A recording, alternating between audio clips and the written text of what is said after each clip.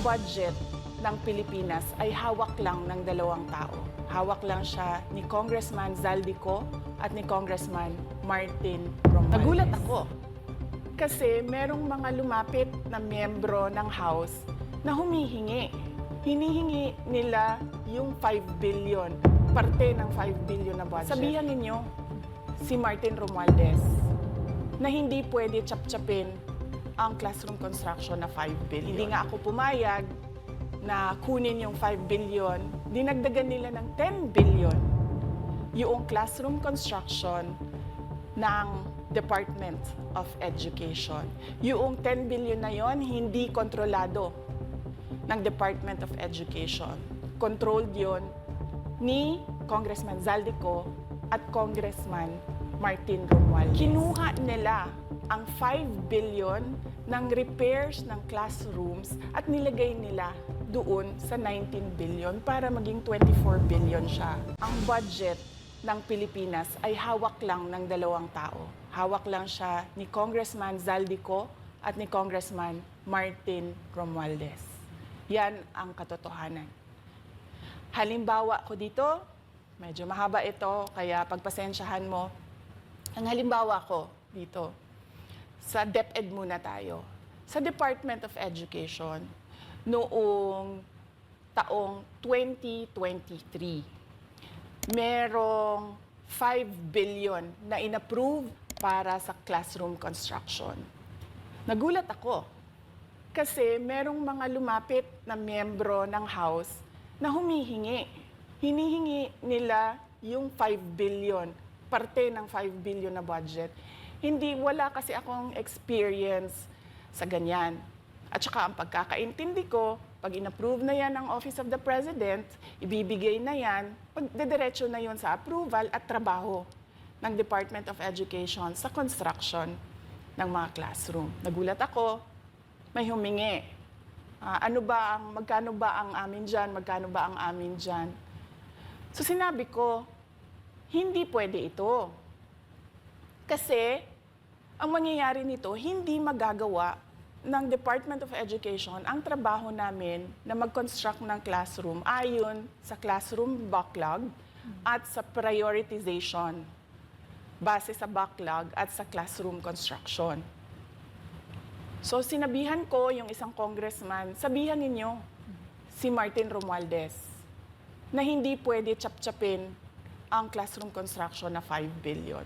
Kaya kung makikita ninyo sa budget proposal na approved ng Office of the President, 5 billion yon.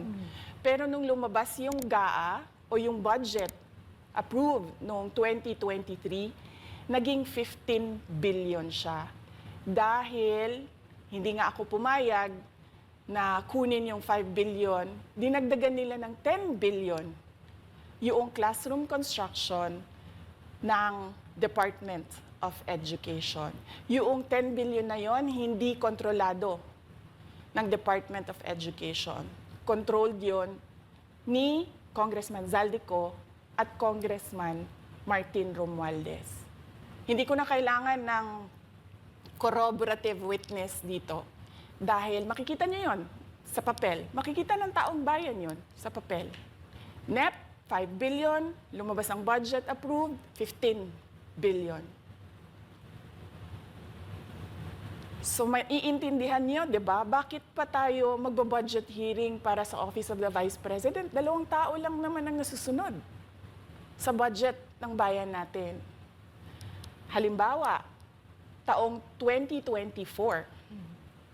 Kung makikita niyo, ang approved na budget ng Office of the President para sa classroom construction ay 19 billion.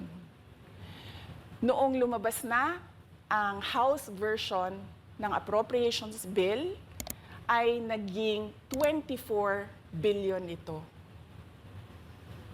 So, approved 19 billion, paglabas sa House, naging 24 billion.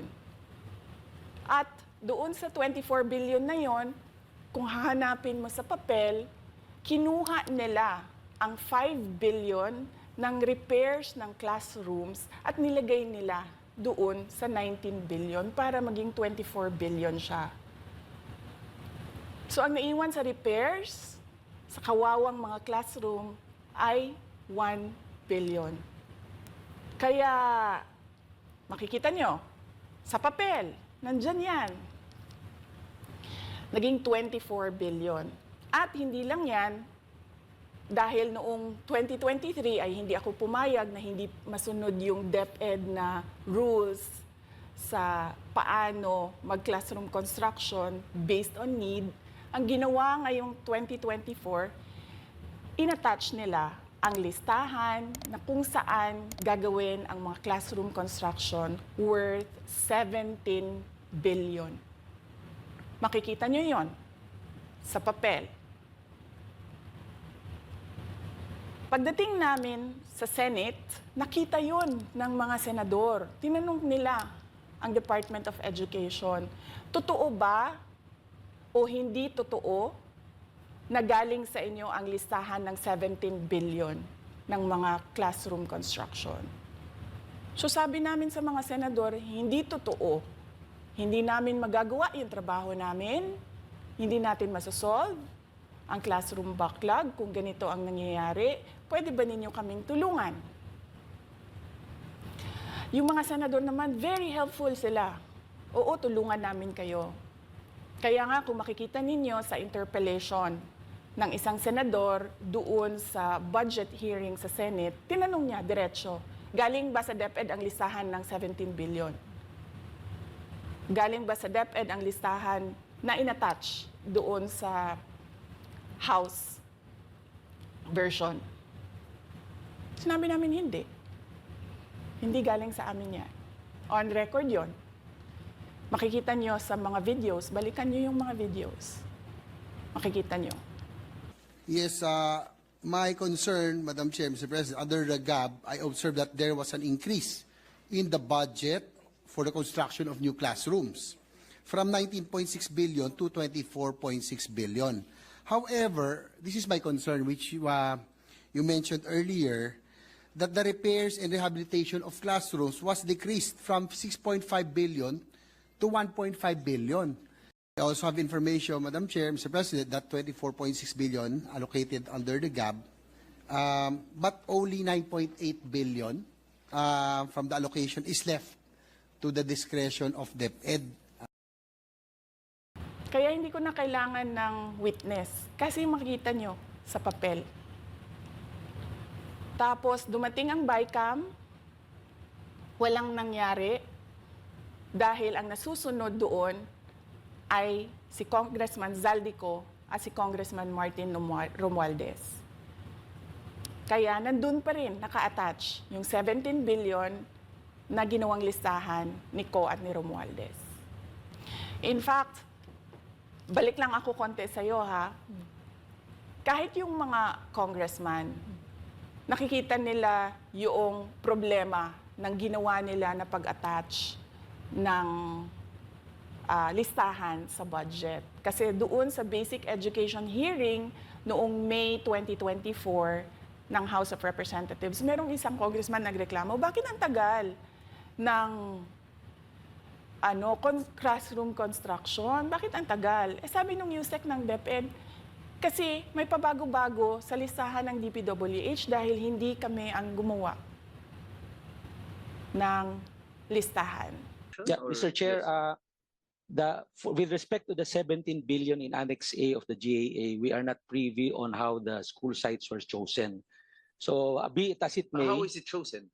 I'm not privy to that, Mr. Chair. As, when the GAP came out, there was a 14.7 billion Annex A. Then when the committee, the GAA came out, from 14.7 it became 17 billion. So we are not privy to how the list was generated.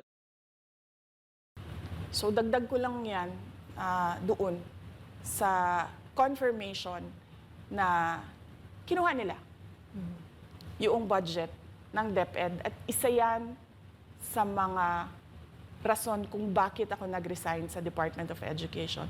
Hindi na ako papayag na sa susunod na taon, ganyan pa rin ang gawin nila at ako yung mananagot sa ginagawa nila.